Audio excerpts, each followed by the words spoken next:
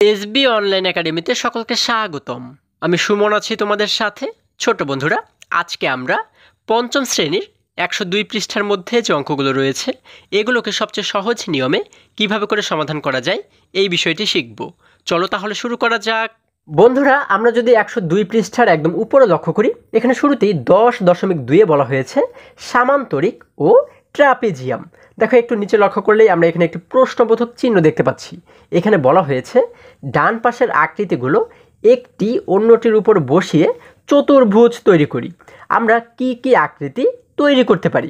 আচ্ছা, আমরা যদি এই প্রশ্নটিকে আবারও বোঝার চেষ্টা করি, এখানে বলা হয়েছে ডান পাশের আকৃতিগুলো, অর্থাৎ এই যে ডান পাশে আমরা যে আকৃতিগুলো দেখতে পাচ্ছি, এই আকৃতিগুলো একটি অন্যটির উপর বসিয়ে চতুর্ভুজ তৈরি করি। অর্থাৎ এই আকৃতি আমরা কি করব, একটির উপর আরেকটিকে বসাবো। হ্যাঁ, এইভাবে বসিয়ে আমরা কি করব, কিছু চতুর্ভুজ তৈরি করব। এবারে বলা হয়েছে আমরা কি কি আকৃতি তৈরি করতে পারি।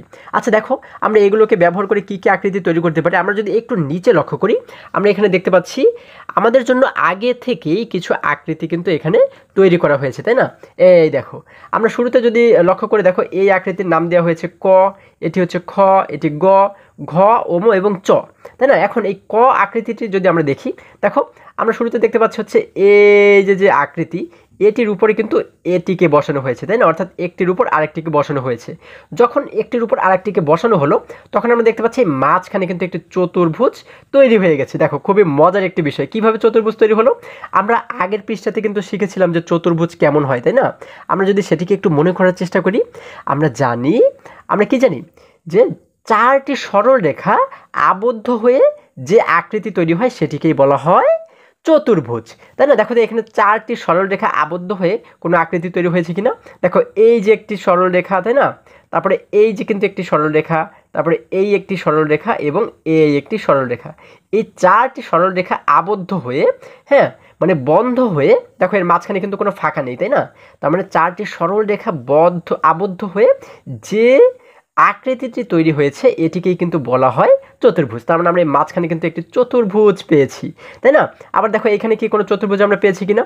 দেখো, আমরা দেখো, এই যে দেখতে পাচ্ছি একটি সরল রেখা, এই একটি রেখা, এই একটি রেখা, এই একটি রেখা, এই চারটি রেখা মিলে কিন্তু একটি কি হয়েছে, একটি চতুর্ভুজ তৈরি হয়েছে। তো এইভাবে করে প্রত্যেকটির মাঝখানে কিন্তু আমরা দেখবো যে একটি একটি করে কিন্তু চতুর্ভুজ তৈরি হয়েছে, তাই না? যেমন যদি আমরা গ নাম্বারে লক্ষ্য করি, দেখো এই একটি রেখা, এটি একটি রেখা, এই একটি রেখা, এই একটি রেখা, এই চারটি রেখা আবদ্ধ হয়ে কিন্তু একটি চতুর্ভুজ তৈরি হয়েছে। আচ্ছা, আমরা এতটুকু বুঝলাম। এবারে আমরা যদি একটু পাশে লক্ষ্য করি, দেখো আমরা দেখতে পাচ্ছি এখানে কিন্তু একটি ছেলে শিশু রয়েছে, তাই না? সে কি বলেছে? সে বলেছে আমরা জানি আয়তের পরস্পর বিপরীত বাহুগুলো সমান ও সমান্তরাল। আচ্ছা, আমাদের বলা হয়েছে, আমরা এর আগের পৃষ্ঠাতেও শিখেছি যে আয়ত কেমন থাকে। আয়ত হচ্ছে কি, আমরা জানি আয়তের পরস্পর বিপরীত বাহুগুলো, অর্থাৎ বিপরীতে যে বাহুগুলো থাকে, বিপরীত বলতে কি বোঝায়? দেখো, এই বাহুর বিপরীত হচ্ছে এই বাহুটি, তারপরে এই বাহুর বিপরীত হচ্ছে এই বাহু, মানে উল্টো পাশে যে বাহুটি থাকে সেটিকেই কিন্তু বলা হয় বিপরীত বাহু, তাই না? তাহলে আয়তের ক্ষেত্রে নিয়ম হচ্ছে বিপরীত বাহুগুলো পরস্পর সমান থাকবে এবং সমান্তরাল থাকবে, ঠিক আছে? আচ্ছা, এই কথাটি কিন্তু এই ছেলে শিশুটি আমাদের বলেছে। আচ্ছা, এরপরে দেখো, আমরা যদি আরেকটু নিচে চলে যাই, এখানে আমরা দেখতে পাচ্ছি 1 নম্বরে আমাদেরকে বলা হয়েছে উপরের 6টি চতুর্ভুজকে তাদের সমান্তরাল বাহুগুলোর ভিত্তিতে 2টি দলে ভাগ করি।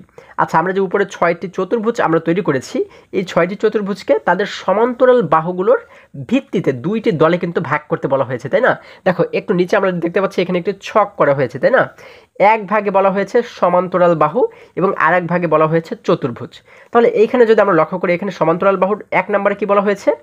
শুধু এক জোড়া বাহু পরস্পর সমান্তরাল, অর্থাৎ যে সমস্ত চতুর্ভুজের এক জোড়া বাহু পরস্পর সমান্তরাল, হ্যাঁ সেইগুলোকে কিন্তু আমরা এই পাশে লিখে দেব। এবং 2 নম্বর বলা হয়েছে কি, 2 জোড়া বাহুই পরস্পর সমান্তরাল। আচ্ছা, যে সমস্ত চতুর্ভুজের 2 জোড়া বাহু পরস্পর সমান্তরাল থাকবে সেগুলোকে কিন্তু আমরা এই ঘরে লিখে দেব। আচ্ছা, আমরা শুরুতে যদি লক্ষ্য করি যে ক নাম্বার যে চিত্রটি রয়েছে, এই দেখো ক নাম্বার যে চিত্রটি রয়েছে, এর কি এক জোড়া বাহু পরস্পর সমান্তরাল নাকি 2 জোড়া বাহু সমান্তরাল? হ্যাঁ, সেটি কিন্তু আমরা লক্ষ্য করব। সমান্তরাল মানে কি বোঝানো হয়? সমান্তরাল মানে হচ্ছে একই রকম দূরত্বে অবস্থিত, ঠিক আছে? অর্থাৎ দেখো, আমরা যদি এই বাহুটি লক্ষ্য করি, দেখো এই বাহুটি এবং এই যে বিপরীত বাহু, আমরা কিন্তু বিপরীত বাহুগুলো লক্ষ্য করব। হ্যাঁ, এই বাহুটি এবং এই বাহুটি, এই দুইটি বাহু কি একই রকম দূরত্বে রয়েছে, একই রকম দূরে রয়েছে? না, এই দেখো আমরা দেখতে পাচ্ছি এই বাহুর এই যে মাথাটা এবং এই বাহুর এই মাথাটা, এই দুটি মাথা কিন্তু কাছাকাছি আছে, তাই না? কিন্তু এইখানে দেখো এই দুটি মাথা যদি আমরা লক্ষ্য করি, এই দুটি মাথা কিন্তু অনেক দূরে দূরে রয়েছে, তার মানে কিন্তু এই দুটি বাহু সমান্তরাল নয়। কিন্তু আমরা যদি লক্ষ্য করি এই যে বাহুটি এবং এই নিচে যে বাহুটি, দেখো এই দুটি বাহু কিন্তু আমরা দেখতে পাচ্ছি একদম সমান, তাই না? অর্থাৎ এটি এবং এটি, এই দুটি কিন্তু একই সমান দূরত্বে রয়েছে, তাই না? কেউ কারো কাছে কিংবা দূরে কিন্তু নেই, তাই না? এই দুটি কিন্তু একই সমান দূরত্বে রয়েছে, যার কারণে কিন্তু আমরা বুঝতে পারি কি যে এই দুটি বাহু কি পরস্পর সমান্তরাল।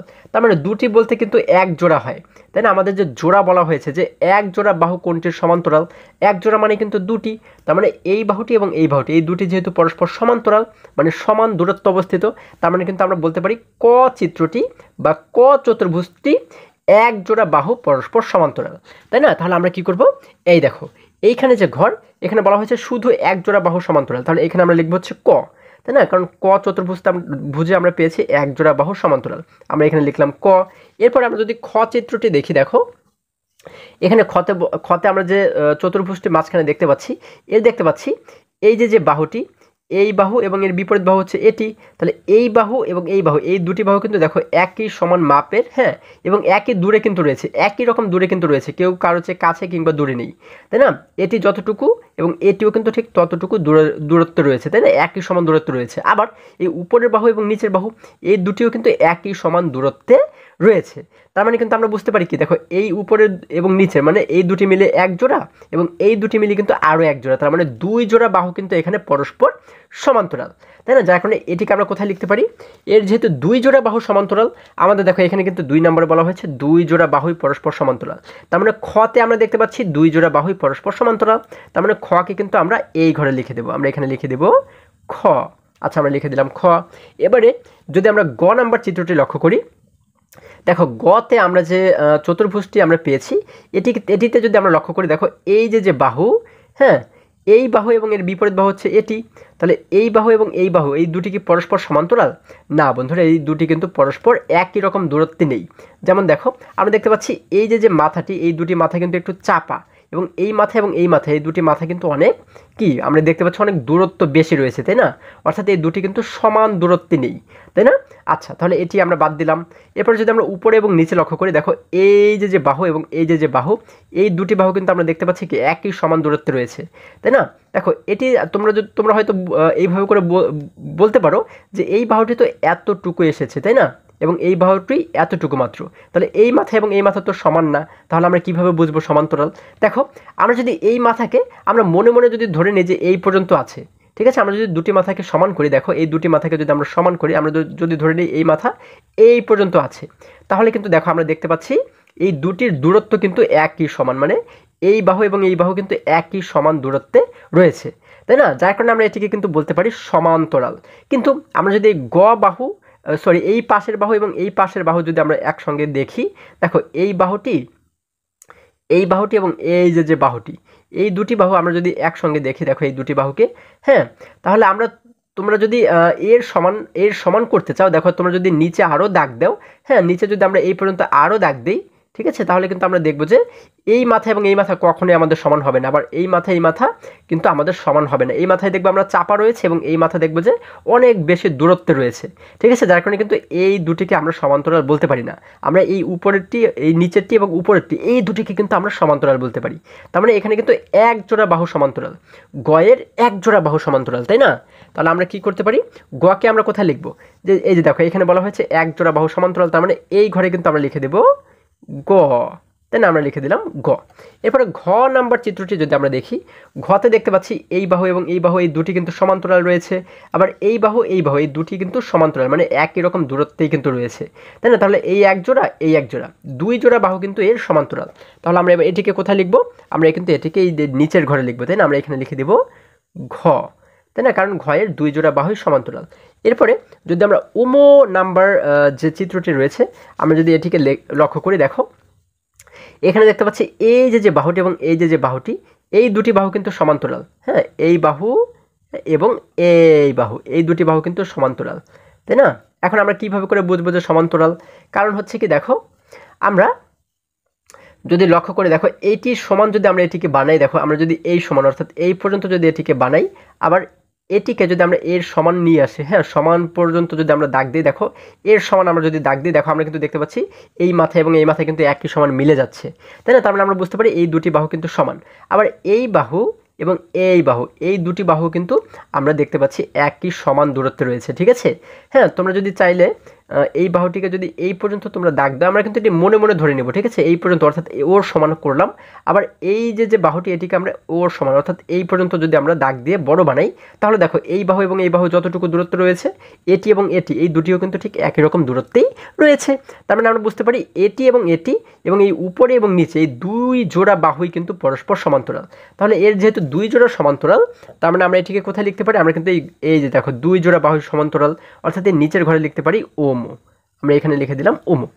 এরপরে চতে কি বলা হয়েছে দেখো, চতে যে চতুর্ভুজটি আমরা দেখতে পাচ্ছি, এখানে আমরা দেখতে পাচ্ছি এই বাহুটি এবং এই যে বাহু, এই দুটি বাহু কিন্তু সমান্তরাল নয়, ঠিক আছে? আমরা দেখতে পাচ্ছি এই বাহুটি, এই যে দুটি বাহু, এই পাশ হচ্ছে একটু চাপানো এবং এই দুই পাশ কিন্তু অনেক ব্যবধানে রয়েছে, তাই না? অনেক দূরত্বে রয়েছে। তার মানে এই দুটি কিন্তু সমান্তরাল নয়। কিন্তু এই বাহুটি এবং এই বাহুটি যদি আমরা লক্ষ্য করি, দেখো এই বাহুটি এবং এই বাহুটি যদি আমরা লক্ষ্য করি, এই দুটি বাহু কিন্তু পরস্পর সমান্তরাল। কিভাবে? দেখো আমরা যদি এই দুটিকে একই সমান করি, হ্যাঁ, আমরা যদি ওর সমান এই পর্যন্ত নিয়ে আসি এই বাহুটিকে, দেখো আমরা দেখতে পাচ্ছি এই মাথা যতটুকু রয়েছে, এই মাথা কিন্তু দূরত্ব ঠিক ততটুকুই রয়েছে, তাই না? অর্থাৎ এই দুটি বাহু কিন্তু সমান্তরাল। কিন্তু এই বাহু এবং এই বাহু কিন্তু কখনোই এক সমান্তরাল হবে না, অর্থাৎ একই রকম দূরত্বে কিন্তু হবে না। তার মানে আমরা দেখতে পাচ্ছি এখানে দুটি বাহু কিন্তু দুটি না, আমরা দেখতে পাচ্ছি যে এক জোড়া, হ্যাঁ, এক জোড়া কিন্তু আমরা দেখতে পাচ্ছি সমান্তরাল। তার মানে আমরা কি লিখতে পারি? আমাদের এখানে বলা হয়েছে শুধু এক জোড়া বাহু সমান্তরাল, তার মানে আমরা এই উপরের ঘরে কিন্তু লিখতে পারি চ, তাই না? এই দেখো চটাকে লিখে দিলাম আমরা এইখানে। তাহলে দেখো চতে আমাদের চতুর্ভুজ হয়েছে কিভাবে? এই একটি বাহু, এই একটি বাহু, এই একটি বাহু এবং এই একটি বাহু, এই চারটি বাহু মিলিত হয়ে কিন্তু একটি চতুর্ভুজ তৈরি হয়েছে। হ্যাঁ, আচ্ছা, এবারে যদি আমরা আরেকটু নিচে চলে যাই, দেখো এখানে আমরা একদম নিচে দেখতে পাচ্ছি এখানে 2 নম্বরে বলা হয়েছে ছয়টি চতুর্ভুজের মধ্যে কি কোনো আয়ত আছে? যদি আছে মনে হয়, তবে কেন সেটি আয়ত তার কারণ ব্যাখ্যা করো। আচ্ছা, আমরা এই যে 6টি চতুর্ভুজ দেখতে পাচ্ছি, এই চতুর্ভুজগুলোর মধ্যে কোনোটি কি আয়ত? হ্যাঁ, বা কোনো এর মধ্যে কি কোনো আয়ত আছে? আমরা কিভাবে করে বুঝবো? আমরা জানি আয়ত বোঝার জন্য কিন্তু আয়তের একটি সংজ্ঞা আমরা শিখেছিলাম, তাই না? আমরা কি শিখেছিলাম? আমরা শিখেছিলাম যে চতুর্ভুজে 4টি কোণ সমকোণ থাকে। সমকোণ মানে কি? সমকোণ মানে কিন্তু 90 ডিগ্রি। আচ্ছা, এখানে এই 90 ডিগ্রিটা যদি আমরা নাও বুঝি, তাহলে আমরা এইভাবে করে বলতে পারি যে চতুর্ভুজের 4টি কোণ সমান থাকে, হ্যাঁ, সেই চতুর্ভুজকেই কিন্তু বলা হয় আয়ত। আচ্ছা দেখো এখানে যে চতুর্ভুজগুলো আমরা দেখতে পাচ্ছি, এর 4টি কোণ কি কোনোটার সমান রয়েছে? দেখো কোণ মানে হচ্ছে কি? কোণ মানে কিন্তু কোণা, তাই না? অর্থাৎ এই যে কোণাগুলো তৈরি হয়েছে, দেখো এই একটি কোণা, এই একটি কোণা, এই একটি কোণা, এই একটি কোণা, এই কোণাগুলো যদি সমান থাকে তাহলে আমরা বুঝবো সেটি আয়ত। দেখো আমরা দেখতে পাচ্ছি এই কোণা এবং এই কোণা, হ্যাঁ, এই কোণা দুটি কিন্তু একটু বড় বড় রয়েছে, তাই না? কিন্তু এই কোণাগুলো কিন্তু ওর সাইজের নেই, তাই না? 4টি কোণা কিন্তু সমান নেই। আবার আমরা এখানে দেখতে পাচ্ছি এই একটি কোণা, এই একটি কোণা, এই একটি কোণা, এই একটি কোণা, এই 4টি কোণা কিন্তু সমান নেই। দেখো এই কোণা এবং এই কোণা সমান, এই কোণা এবং এই কোণা সমান, কিন্তু এই 4টি কোণা কিন্তু এক সমান না। আবার এইখানেও কিন্তু আমরা দেখতে পাচ্ছি 4টি কোণা এক সমান নেই। কিন্তু দেখো এই যে চতুর্ভুজটি আমরা দেখতে পাচ্ছি, এর যদি আমরা লক্ষ্য করি, এই একটি কোণা, এই একটি কোণা, এই একটি কোণা, এই একটি কোণা, এই 4টি কোণা কিন্তু এর সমান রয়েছে, একই সমান কিন্তু রয়েছে 4টি কোণা, ঠিক আছে? তার মানে কিন্তু আমরা বলতে পারি এই ঘ নাম্বার চিত্রটি হচ্ছে আয়ত। কেন আয়ত?